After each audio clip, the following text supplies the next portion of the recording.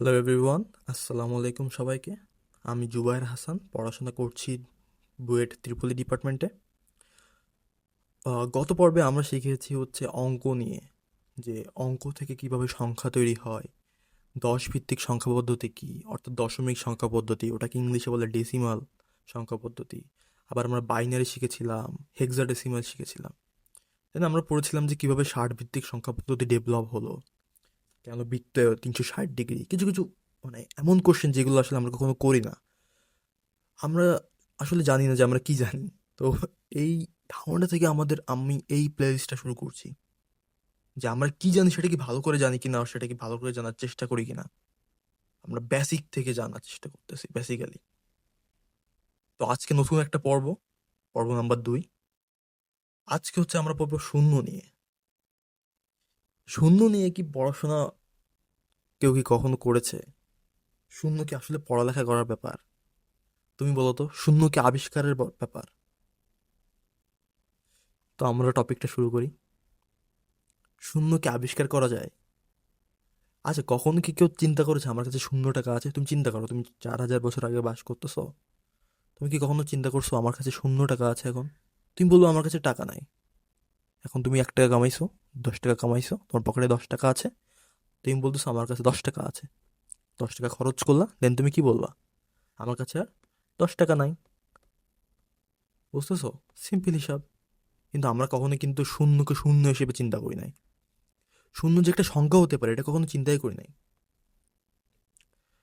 ধরো বাইনারি সংখ্যা না, সরি, 60 ভিত্তিক সংখ্যা পদ্ধতি, ওটা শুরু হইতে 1 দিয়ে, 1 2 দিয়ে যেত। কিন্তু শূন্য যে একটা সংখ্যা, এটা আসলে আমরা কখনো রিকগনাইজই করি নাই। প্রথম যিনি শূন্য নিয়ে আবিষ্কার করেছিলেন তিনি ছিলেন কে? আর্যভট্ট। আর্যভট্ট ইনি ছিলেন একজন আমাদের এই উপমহাদেশের একজন পণ্ডিত। তো আর্যভট্ট, তার একটা বই ছিল আর্যভট্টম। ওখানে তিনি প্রথম 10 ভিত্তিক সংখ্যা পদ্ধতি নিয়ে কথা বলেন।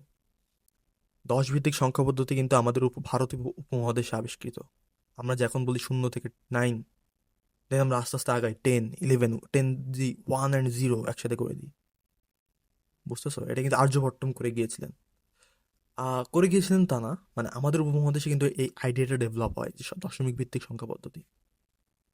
আচ্ছা, তো আর্যভট্টম প্রথম হচ্ছে যে তোমার শূন্য নিয়ে কাজ করেন। তিনি বলেন সম্ভবত স্থানে স্থানে 10 গুণ, এরকম একটা তার পদ ছিল। সেই পদ থেকে আমরা রিয়েলাইজ করি যে স্থানে স্থানে 10 গুণ মানে হচ্ছে বোঝায় হচ্ছে তোমার কাছে ধরো 11 আছে, তাহলে 11-র 1 প্লাস অন্য একটা স্থানে 10 গুণ, অর্থাৎ 1 গুণ 10। ধরো তোমার কাছে 12 আছে, তার মানে হচ্ছে 2 যোগ স্থানে স্থানে 10 গুণ, এই যে 10 গুণ 1, এই একের সঙ্গে 10 গুণ। ইজি, তাই না? তারপর তোমার কাছে 333 আছে, এর মানে হচ্ছে তোমার 3 যোগ 3 গুণ 10 প্লাস 3 গুণ 10 গুণ 10। বুঝতে পারতেছো? এভাবে আমরা 333 পাই। তো এটা ছিল তোমার দশমিক ভিত্তিক সংখ্যা পদ্ধতি আবিষ্কার। বাট এটার সাথে কেন রিলেটেড শূন্য? কারণ হচ্ছে তোমার এই যে যে দশমিক ভিত্তিক সংখ্যা পদ্ধতি আবিষ্কার করলা, এটার বেস লাইন কিন্তু তুমি শূন্য দিয়ে আনলা। বুঝলা? বাট এই শূন্যকে কিন্তু তখনও শূন্যের মর্যাদা দিতে পারে না, অর্থাৎ এটাকে অঙ্কের মর্যাদা দিতে পারে না, সংখ্যার মর্যাদা দিতে পারে না। শূন্য একটা সংখ্যা হতে পারে, এটা কখনো কেউ বলেই নাই। তো প্রথম যিনি শূন্যকে শূন্যের মর্যাদা দিয়েছিলেন, অর্থাৎ শূন্যকে সংখ্যা হিসেবে প্রকাশ করেছিলেন, তিনি ছিলেন ব্রহ্মগুপ্ত। ব্রহ্মগুপ্ত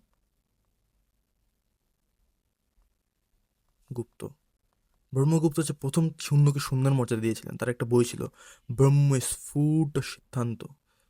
তো ব্রহ্মস্ফুট সিদ্ধান্তে তিনি প্রথম শূন্য দিয়ে কি কি করা যায় তিনি বলেছিলেন। এই ব্রহ্মস্ফুট সিদ্ধান্ত শূন্যর সঙ্গে কিছু যোগ করলে কি পাওয়া যায় সেটা বলেছিলেন। শূন্যর সঙ্গে কিছু গুণ করলে কি পাওয়া যায় সেটাও তিনি উল্লেখ করেছিলেন। শূন্যের সাথে শূন্যকে কিছু দিয়ে ভাগ করলে কি পাওয়া যায় সেটাগুলো তিনি বলে গিয়েছিলেন। তো শূন্যকে প্রথম সংখ্যা হিসেবে, অঙ্ক হিসেবে মর্যাদা দিয়েছিলেন কারা? তিনি তিনি ছিলেন হচ্ছে ব্রহ্মগুপ্ত। এটা আমাদের ভারতীয় উপমহাদেশে প্রথম শূন্য আবিষ্কার হয়। এর মাধ্যমে শূন্যের যাত্রা শুরু হয়। তারপর আমাদের কাছে প্রশ্ন আসে যে শূন্য কি ধনাত্মক নাকি ঋণাত্মক? শূন্য কোন সংখ্যা? ধনাত্মক সংখ্যা নাকি ঋণাত্মক সংখ্যা? শূন্য কি ধনাত্মক ঋণাত্মক হইতে পারে? আসলে কিন্তু সংখ্যা তিন প্রকার, বুঝছো? সংখ্যা হইতে পারে তিন প্রকার। একটা হইতে পারে হচ্ছে ধনাত্মক, একটা হইতে পারে ঋণাত্মক,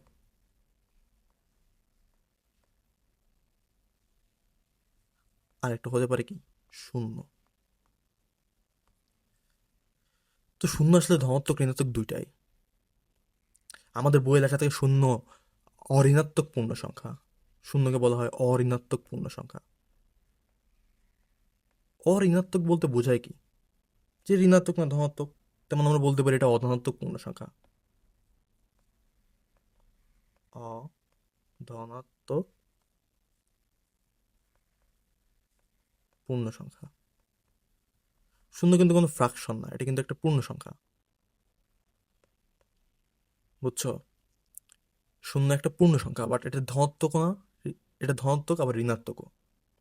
দুইটার ভিতরে বলা যায় অধনাত্মক শূন্য অথবা অঋণাত্মক শূন্য, অথবা তাকে শূন্য বলতে হবে। এরপর প্রশ্ন আছে যে শূন্য কি জোড় নাকি বিজোড়? আমরা শূন্য নিয়ে কেন এত আলোচনা করছি? কেন ওই যে আমরা কমিতে শুরু থেকে জানতে চাই যে শূন্য কি জিনিস, কিভাবে শূন্য আসতেছে। শূন্য অনেক ইম্পর্টেন্ট একটা ফ্যাক্টর। তো শূন্য কি জোড় নাকি বেজোড়? এটা খুব সহজে বলা যায় শূন্য জোড় নাকি বেজোড়। দেখো, আমাদের জোড় সংখ্যা শুরু হয় কি দিয়ে? দুই, চার, পাঁচ নাকি ছয়, আট, এভাবে চলতে থাকে। তাহলে বলো দুই এর আগের সংখ্যা কোনটা? দুইয়ের আগের সংখ্যা নিশ্চয়ই শূন্য, তাই না? তাহলে শূন্য কি? শূন্য একটা জোড় সংখ্যা। বুঝতে পারতেছো? খুব কঠিন কি নাকি? নিশ্চয়ই কঠিন না। আচ্ছা, এটা কি কোনো লজিক হইলো? হ্যাঁ, এটা একটা লজিক। আরেকটা লজিক আছে। আরেকটা লজিক হচ্ছে তুমি যদি কোনো সংখ্যাকে দুই দিয়ে ভাগ করো, কোনো সংখ্যাকে ধরো তুমি যদি দুই দিয়ে ভাগ করো, এবং তুমি যদি ভাগশেষ, এটা ভাগ করলে কত হয়? আট। ভাগশেষ কত? ভাগশেষ তুমি যদি শূন্য পাও, অর্থাৎ তুমি যদি ভাগশেষ শূন্য পাও, অর্থাৎ নিঃশেষে যদি বিভাজ্য পাও, তখন ওটাকে কি বলবো? জোড় সংখ্যা বলবো। অর্থাৎ এখন 16 একটা জোড় সংখ্যা। বুঝতেছ?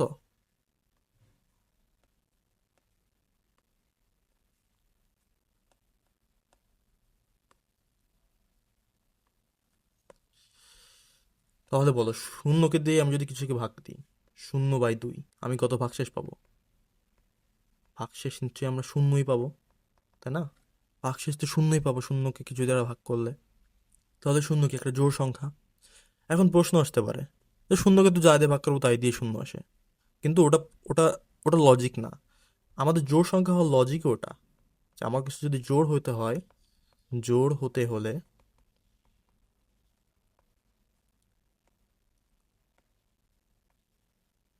শূন্য দ্বারা বিভাজ্য হতে হবে। তাহলে শূন্য কোন সংখ্যা? শূন্য কিন্তু জোড় সংখ্যা। তাহলে আমরা নেক্সট স্লাইডে আগাই। এইবার ইম্পর্টেন্ট কোশ্চেন, শূন্য দিয়ে কিছুকে ভাগ করলে কি পাওয়া যায়? এটা কি কেউ জানো? শূন্যকে কিছু দিয়ে ভাগ করলে কি পাওয়া যায়? ধরো ওয়ানকে শূন্য দিয়ে ভাগ করলে কি পাওয়া যায়? 10। হুম, অবশ্যই না। আচ্ছা, আমরা এটা দেখার চেষ্টা করি যে শূন্যকে কিছু দিয়ে ভাগ করলে কি পাওয়া যায়। দেখো, ধরো তোমার কাছে একটা সংখ্যা রেখা আছে। হুম, অনেকে বলে শূন্যকে ভাগ করলে ইনফিনিটি পাওয়া যায়, এটা কি কারেক্ট? আমাকে আগে বলতো, শূন্যকে কিছু দিয়ে ভাগ করলে ইনফিনিটি পাওয়া যায় কিনা? ধরো ওয়ানকে শূন্য দিয়ে ভাগ করলে আমরা কি ইনফিনিটি পাবো? ইনফিনিটি পাবো, বলতো? আচ্ছা, এটা অনেকে বলে, আমরা দেখি এটা আসলে পাই কিনা। ধরো আমার কাছে একটা সংখ্যা রেখা আছে। সংখ্যা রেখার এই পয়েন্ট হবে 1, এই পয়েন্ট 2, এই পয়েন্ট হবে 3, এই পয়েন্ট হবে 4, এই পয়েন্ট হবে 5, এটা হবে -1, এটা হবে -2, এটা হবে -3। আচ্ছা, ধরো তোমার কাছে একটা ফাংশন আছে। ফাংশন মানে একটা মেশিন, বুঝছো? তোমার কাছে একটা ফাংশন আছে। ফাংশন মানে কি? মেশিন আছে।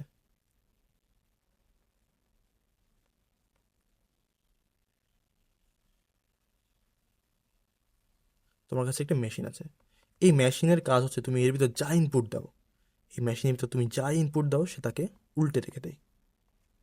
বুঝতেছো? এই মেশিনের কাছে তুমি যা ইনপুট দাও সে তাকে উল্টে দেয়। এখন বলো, এর ভিতর তুমি যদি +1 ইনপুট দাও তুমি কি পাবে? বলো। তুমি যদি +1 ইনপুট দাও, অর্থাৎ মেশিনের ভিতরে তুমি যেভাবে ইনপুট দিলা +1, তখন তুমি আউটপুট কী পাবে? 1 পাবে। এই মেশিনের ভিতর তুমি যদি এখন 2 ইনপুট দাও তুমি কী পাবে? হাফ পাবে। 3 ইনপুট দিলে 1/3 পাবে। ইজি না? আচ্ছা, এখন তুমি বলো, আমি এর ভিতর যদি 0 ইনপুট দিই তাহলে কী পাবো? আমি যদি f(0) ইনপুট দিই আমি কী পাবো? 1/0। হ্যাঁ, তাহলে ভ্যালুটা কত? আমাদের তো ভ্যালুটা জানা লাগবে। আচ্ছা, আমরা একটা কাজ করি, আমরা এভাবে ভ্যালু না বের করি, বুঝছো? আমরা একটা কাজ করি যে যেহেতু 1/0 দিলে আমরা কোনো ভ্যালু জানি না, আমরা বের করার চেষ্টা করছি। তো আমরা যেটা করবো সেটা হচ্ছে যে আমরা ধীরে ধীরে এই দিক থেকে আস্তে আস্তে আস্তে আস্তে শূন্যর দিকে আগাবো, ধনাত্মক দিক থেকে। বুঝতে পারতেছো? এই দেখো, এই দিক থেকে আমরা এই দিকে আগাবো, এই দিক থেকে এই দিকে আগাবো। আচ্ছা, তখন আমরা দেখো এখন আমরা করব, দেখো কী করি। ধরো প্রথমে f(5) দিলা, তখন তুমি কী পাবা? 1/5। এখন 1/5টা সংখ্যা রেখার কোথায় আছে? দেখো অ্যান্সারটা, আমি অ্যান্সারের জন্য আলাদা একটা গ্রাফ আঁকতেছি।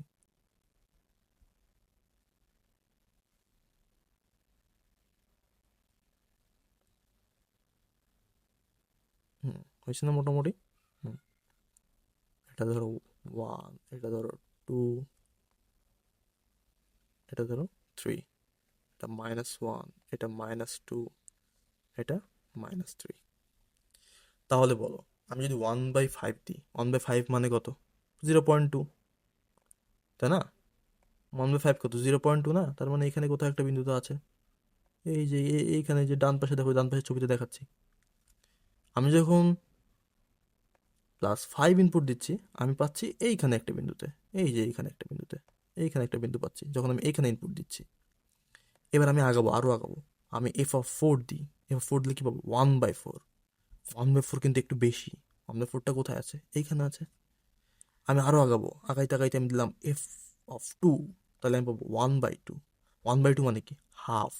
হাফটা কোথায় আছে? হাফটা একবার মাঝখানে আছে, যে এটা হাফ। আমি কিন্তু এই দেখো, যখন আমি 2 দিলাম, 2 কিন্তু এই যে চলে আসছে এখানে। এখন আমি আরও আগাবো, যখন আমি f(1) দিলাম তখন কত পাইলাম? এখানে পাইলাম একটা বিন্দু, 1-এ পাইলাম, তাই না? তার মানে কি? তার মানে হচ্ছে আমরা যত এই দিকে আগাচ্ছি আমার কিন্তু এটা আস্তে আস্তে এদিকে আগাচ্ছে। আবার দেখো, এবার আমি দেবো আমি দেবো এবার হাফ। আমি আরও আগাচ্ছি শূন্যের দিকে, আমি আরও শূন্যের দিকে, আমি এখানে একটা বিন্দু নিয়েছি, দেখো ডান পাশে যে দেখাচ্ছে, এই যে এখানে একটা বিন্দু নিয়েছি। তখন আমি কত পাবো? 2 পাবো। আমি নিলাম f(1/10), আমি কত পাবো? 10/10 পাবো। বুঝতেছো? তাহলে আমি দিলাম f(100), হ্যাঁ, 1/100। 1/100 মানে কি? শূন্যের একেবারে কাছাকাছি কাছাকাছি একটা বিন্দু। তাহলে আমি কত পাবো? 100 পাবো। 100 পাবো, তাই না? আমি এই 100 কিন্তু সংখ্যা রেখার এইদিকে, অনেক এইদিকে, এইদিকে একবার 100 সংখ্যা রেখার অনেক দূরে 100। এখানে কিন্তু 0, 1, 2, 3, কিন্তু এদিকে কিন্তু অনেক কিছু আছে। বুঝতেছো? এবার আমি যদি এখানে f(1000) দিই আমি এখানে পাবো কি? 1000। বুঝতেছো? তার মানে হচ্ছে আমি শূন্যের যত কাছে আগাচ্ছি, আমি শূন্যের এই দিক থেকে ডান পাশের চিত্রটা, আমি শূন্যের যত কাছে আগাচ্ছি আমার অ্যান্সারের দিকে, যে এইখানে এটা আরও দূরে যাচ্ছে, অনেক দূরে যাচ্ছে। আমি যদি এখানে দিই শূন্যকে, আমি যদি লিখি f(1/1 কোটি), 1 কোটি দিলে কী পাবো? এই পাশে পাবো 1 কোটি। বুঝতেছো? আমি যত শূন্যের কাছাকাছি যাচ্ছি তত আমি অসীমের দিকে যাচ্ছি। তার মানে এটা সঠিক। এই যে উপরে যেটা অ্যাসাম্পশন দিয়েছিলাম সেটা সঠিক। ঠিক আছে? সঠিক না দিলে? না, এখনো ক্যাচ আছে এখানে। আচ্ছা, আমি এটাকে কপি করি, আমি এটাকে একটু কপি করে নিয়ে যাই, কপি করে পরের পেজে নিয়ে যাই।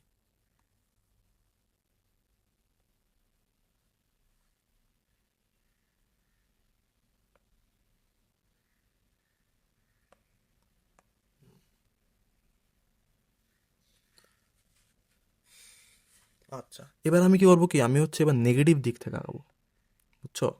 আমি এবার এই নেগেটিভ দিক দিয়ে শূন্যের দিকে আগাবো।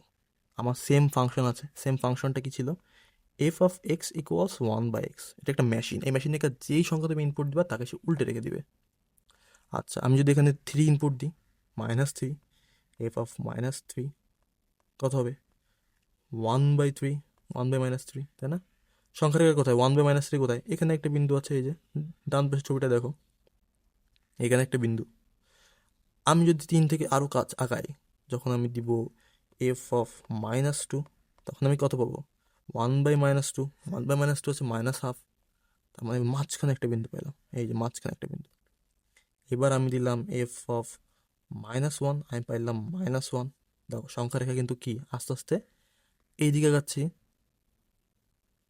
তুমি এদিকে খেয়াল করো, আস্তে আস্তে কি এদিকে আগাচ্ছি না, এই যে এবার 1-এ চলে আসছি, বুঝছো? এবার কত কই আসছি, 1-এ আসছি। আমি যদি আরও আগাইতে থাকি, আমি যদি আরও আগাইতে থাকি, ধরো আমি দিলাম এফ অফ -1-এর থেকেও কাছে, অর্থাৎ এই যে এইখানে যে -1 আছে, এই যে -1 দেখতেছো, এই -1-এর আরও কাছে, তাহলে আমি দিলাম এফ অফ, মানে শূন্যের আরও কাছে, -1-এর কাছে মানে হচ্ছে শূন্যর আরও কাছে, -1 থেকে একটু দূরে, শূন্যের আরও কাছে। তো শূন্যের আরও কাছে মান কত, হাফ, -হাফ। তো আমি দিলাম এফ অফ -হাফ, আমি পেলাম -2।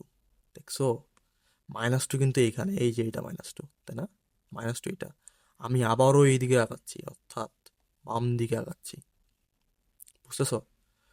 আমি আবার বললাম এফ অফ -1/3, আরও কম, আমি বললাম -3।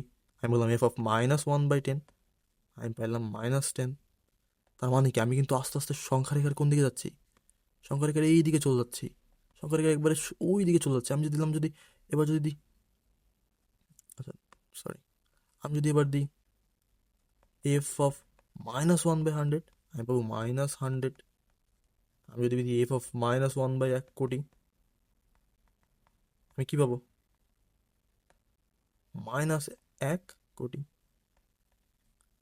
বুঝতেছো? তার মানে আমি যতই শূন্যের কাছাকাছি আসাই, লেফট সাইড দিয়ে অথবা রাইট সাইড দিয়ে, আমি আলটিমেটলি আমার এই সংখ্যা রেখাটায় আমি যাচ্ছি একেবারে ডান সাইডে। মানে যদি পজিটিভ দিক থেকে আগাই, আমি একেবারে কই যাচ্ছি, একবারে ইনফিনিটিতে চলে যাচ্ছি। আবার আমি যদি নেগেটিভ দিক থেকে আগাই, তখন আমি ইনফিনিটি দিকে চলে যাচ্ছি। ইন্টারেস্টিং না? তুমি যে দিক থেকে আগাও না কেন, তুমি ইনফিনিটিতে গিয়ে পৌঁছাচ্ছ। বুঝতেছো? তাহলে বলো, এখন তোমাকে যদি প্রশ্ন করা হয় যে কিছুকে শূন্য দ্বারা ভাগ করলে কি হয়, ওয়ানকে শূন্য দ্বারা ভাগ করলে, তো ওয়ান বা কিছু থাকলে ম্যাটার করে না, তোমার কাছে যদি ওয়ান থাকে সেটাকে শূন্য দিয়ে ভাগ করলে কি পাবা তুমি, বলো কি হবে অ্যান্সার, কি হওয়া উচিত? দেখো, তার মানে আমি ওয়ানকে যদি শূন্য দিয়ে ভাগ করি, আমি একবার পাচ্ছি ইনফিনিটি, যদি পজিটিভ দিক থেকে আসি। আবার ওয়ানকে আমি যদি শূন্য দিয়ে ভাগ করি, আমি একবার পাচ্ছি নেগেটিভ ইনফিনিটি। তাহলে বলো, দুটো কি অ্যান্সার হবে? দুটো অ্যান্সার হবে না। এই জন্য আমরা শূন্যকে কি বলি, কোনো কিছু যদি দ্বারা শূন্যকে ভাগ করলে আমরা বলি অসংজ্ঞায়িত, বুঝছো? আমরা সেটা বেরই করতে পারি না, অর্থাৎ 1/0 হচ্ছে অসংজ্ঞায়িত।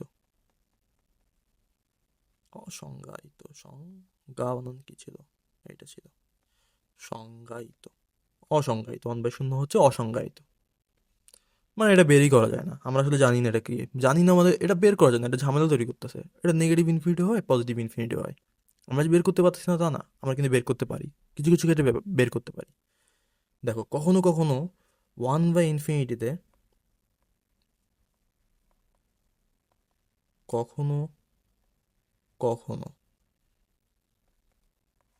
1/ইনফিনিটিকে পজিটিভ ইনফিনিটি বলে, বুঝছো? কখনো কখনো 1/ইনফিনিটিকে পজিটিভ ইনফিনিটি বলে, কখন কখন বলে। আমাদের দেখো, আমাদের পৃথিবীর বেশিরভাগ সিস্টেমই এরকম, বেশিরভাগ সিস্টেম এরকম, মানে মানে হচ্ছে ধরো আমাদের মাস, আমাদের ভর, ভর কি নেগেটিভ হইতে পারে? নেগেটিভ তো হইতে পারে না। তো ফিজিক্সের ক্ষেত্রে, ফিজিক্স বা ম্যাথমেটিক্স, ম্যাথমেটিক্স না, ফিজিক্সের বা আমাদের বাস্তব ওয়ার্ল্ডে নেগেটিভ জিনিস খুব কমই আছে। তো মাসকে আমরা নেগেটিভ চিন্তাই করি না কখনো। সো মাস কি, এম মানে ভর কি, অলওয়েজ পজিটিভ সংখ্যা। আমার কারো ভর কি নেগেটিভ, আমার বাচ্চার ওজন -50 কেজি, কিছু হইলো? কিছু হয়নি। তো মাস যখন শূন্য হবে তখন কত হবে ওটা? মাস শূন্য হলে নিশ্চয়ই মানে 1/0 যদি হয় তাহলে সেটা প্লাস ইনফিনিটি হবে। ওটা নেগেটিভ ইনফিনিটিতে পৌঁছানো সম্ভবই না, তাই না? এই জন্য আমরা 1/ইনফিনিটিকে কিছু কিছু ক্ষেত্রে, পার্টিকুলার কিছু কিছু ক্ষেত্রে আমরা ওটাকে পজিটিভ ইনফিনিটি বলি। বুঝছো? ব্যাপারটা মজার। এই পুরো ব্যাপারটা গণিতের রঙে চমক হাসান ভাই খুব সুন্দর করে ব্যাখ্যা করেছেন, তোমরা ওটা দেখতে পারো। আমি আমি আমার আগে দেখেছিলাম ওটা, আমার মনে আছে এখন, আমার খুব ভালো লাগছিল এপিসোডটা। আমি সবসময় এটা মানে মাথার ভিতরে ঘুরতো আমার যখন আমি প্রথম এপিসোডটা দেখছিলাম, অ্যান্ড সবসময় শিখাইতে চাইতাম, তো আজকে শিখাই দিলাম তোমাদের। আচ্ছা, তো প্রত্যেক পর্বে শেষে একটা ধাঁধা থাকে, আমি ধাঁধা রেখেছি, এই পর্বে শেষেও থাকবো। আজকে ধাঁধাটা চমক হাসান ভাইয়ের বই থেকে নেওয়া। বইয়ের নাম হচ্ছে তোমার অঙ্ক ভাইয়া। অঙ্ক ভাইয়া থেকে নিয়েছি। খুবই মজার একটা ধাঁধা, আমি নিজে প্রথমবারই সলভ করে ফেলছিলাম, দেখো তোমরা পারো কিনা। খুবই ইজি, কোনো ম্যাথমেটিক্সের নলেজের প্রয়োজন নাই, জাস্ট সিম্পল ভাবে চিন্তা করবা, সিম্পল ভাবে জাস্ট জ্যামিতি, সিম্পল জ্যামিতি পারলে হবে, জ্যামিতি পারলেও হবে না, জাস্ট সিম্পলি চিন্তা করবা, যোগ বিয়োগ পারলেও হবে। আচ্ছা, বলেছে হচ্ছে বর্গাকার এক পুকুর ছিল, পুকুর ভরা মাছ, চারটে কোনায় পোতা ছিল চারটে পুরনো গাছ। অর্থাৎ আমি তোমাকে ভিজুয়াল দিয়ে দিচ্ছি, দাঁড়াও। তোমার কাছে বর্গাকার একটা পুকুর আছে, এই যে আমি নিচে আঁকতেছি, ডান পাশে ছবিতে আছে তাও, বর্গাকার একটা পুকুর আছে। পুকুরের পুকুরের চারটে কোনায় চারটে পুরানো গাছ, অর্থাৎ চারটে পুরানো গাছ আছে। পুকুরটাকে বাড়াতে হবে, ক্ষেত্র হবে দ্বিগুণ। এই পুকুরটাকে তোমার বড় করতে হবে। বড় করে কি ক্ষেত্র কত করতে হবে? দ্বিগুণ করতে হবে।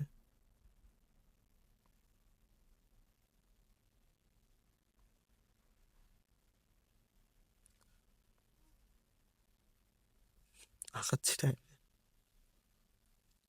এই যে আমার ক্ষেত্র দ্বিগুণ হবে, ক্ষেত্র হবে দ্বিগুণ। গাছ কেটো না, বাড়ির মালিক রেগেই হবে আগুন। গাছ কাটা যাবে? গাছ কিন্তু কাটা যাবে না, অর্থাৎ এই গাছ কিন্তু থাকতে হবে। পুকুর যেন বর্গই হয়, তুমি অন্য কোনো উপায়ে পুকুর বানাইতে হবে না। পুকুর কিন্তু বর্গই হতে হবে। এটাও রেখো স্মরণ। বলো দেখি কেমন হবে পুকুর কাটার ধরন। অর্থাৎ এবার বলো তুমি পুকুর কিভাবে কাটবা। গাছগুলো থাকবে, খুবই মজার একটা প্রবলেম, কিন্তু এটা খুবই সিম্পল একটা প্রবলেম। গাছগুলো থাকবে, বর্গাকার পুকুর হবে, অ্যান্ড ওটাকে তোমার দ্বিগুণও করতে হবে পুকুরটাকে, অ্যান্ড গাছও কাটতে পারবে না। এবং যে দ্বিগুণ করা পুকুরটা হবে ওটা কিন্তু বর্গক্ষেত্রেই হবে। কমেন্টে লিখো কিভাবে করেছো তুমি, ওর অ্যান্সারটা কত। আচ্ছা লিখো না যে কিভাবে করেছো, সবার ভিতরে একটা আগ্রহ থাকুক। ঠিক আছে, আল্লাহ হাফেজ। আজকের পর্ব এই পর্যন্ত।